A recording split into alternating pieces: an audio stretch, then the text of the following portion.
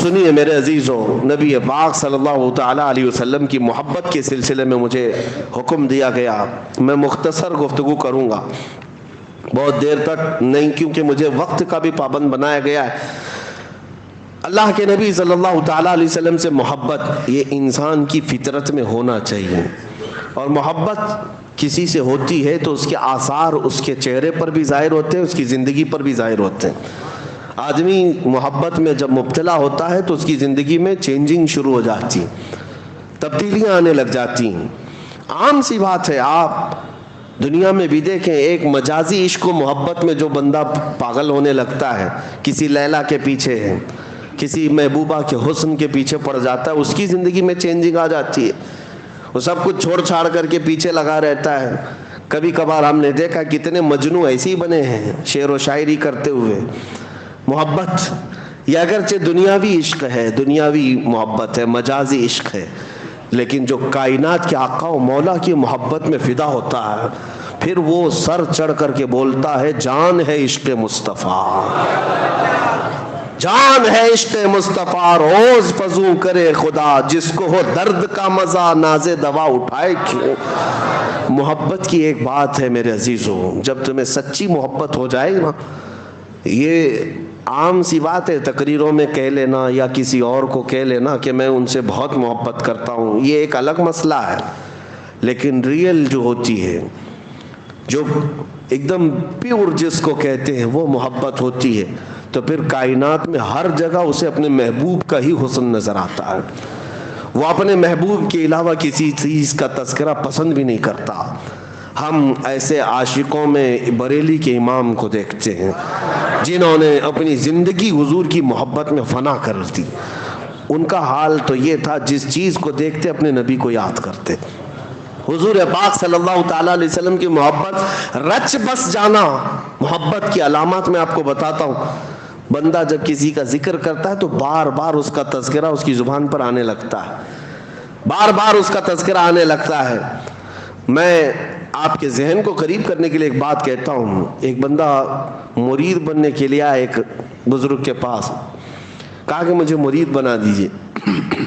کہا جانتے ہو مجھ کو؟ کہا پہلے سنا تھا، آپ بڑے بزرگ، آپ کے پیچھے چلوں گا. انہوں نے کہا میرا جو طریقہ ہے وہ یہ ہے کہ پیر سے بے انتہا محبت ہونی چاہیے. کہا میں محبت کرتا ہوں آپ سے، مرید کر لیجئے آپ.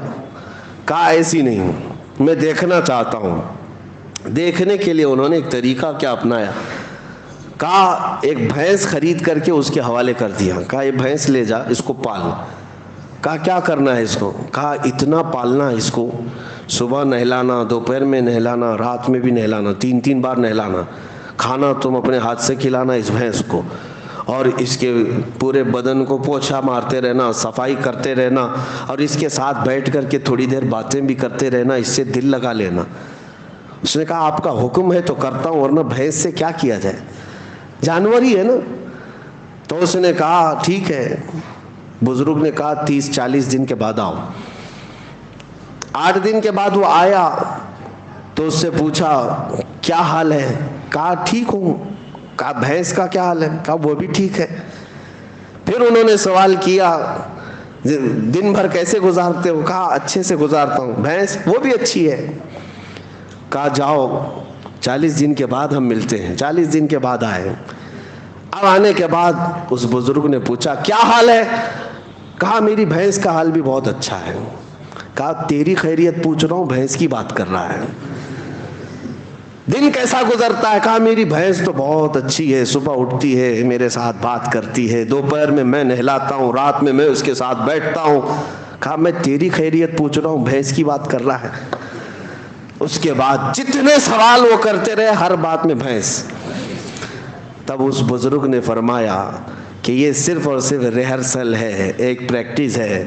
ایک بندہ اگر جانور کے ساتھ بھی وقت گزارنے لگ جائے تو اس کا دل اس کے ساتھ لگ جاتا ہے، اور اگر تو اللہ کے رسول کے ساتھ دل لگا لے میرے عزیزو، جانور کو تو یہ اختیار نہیں تیرے دل کو قابو میں رکھنے کا، لیکن آمنہ کے لال کو یہ اختیار ہے تیرے دل کو اپنے قبضے میں رکھنے کا. हुजूर पाक सल्लल्लाहु ताला अलैहि वसल्लम से मोहब्बत बढ़ेगी तो कैसे कि कसरत से उनका जिक्र होने लग जाए। सुबह दोपहर शाम उनकी हदीसों की बात करो, हुजूर के अखलाक की बात करो, नबी पाक सल्लल्लाहु अलैहि वसल्लम की सुन्नतों की बात करो, ऑटोमेटिक आपको मोहब्बत होगी। और अगर हदीसें याद नहीं है तो कम से कम हुजूर पर कसरत से दुरूद पढ़ना शुरू करो। 1000 बार रोजाना तुम दुरूद पढ़ो, फिर 40 दिन के बाद मुझसे मुलाकात करो। मैं आपसे बताता हूँ इंशाअल्लाह ये वो कामिल वजीफा जो इमाम गजाली ने फरमाया, मैं आपके सामने कह रहा हूँ। 40 दिन के बाद तुम्हारी खुद की कैफियत ये होगी कि दुनिया तुम्हें फीकी लगने लगेगी और हर रात तुम ये कह करके सोओगे मेरे आका आओ की मुद्दत हुई है, मेरे आका आओ की मुद्दत हुई है। तेरी राह में आँखियां बिछाते बिछाते, तेरी यादों में तेरी हसरतों में बड़े दिन हो गए हैं घर को सजाते सजाते। ये कब होगी? जब कसरत से तुम हुजूर को याद करो।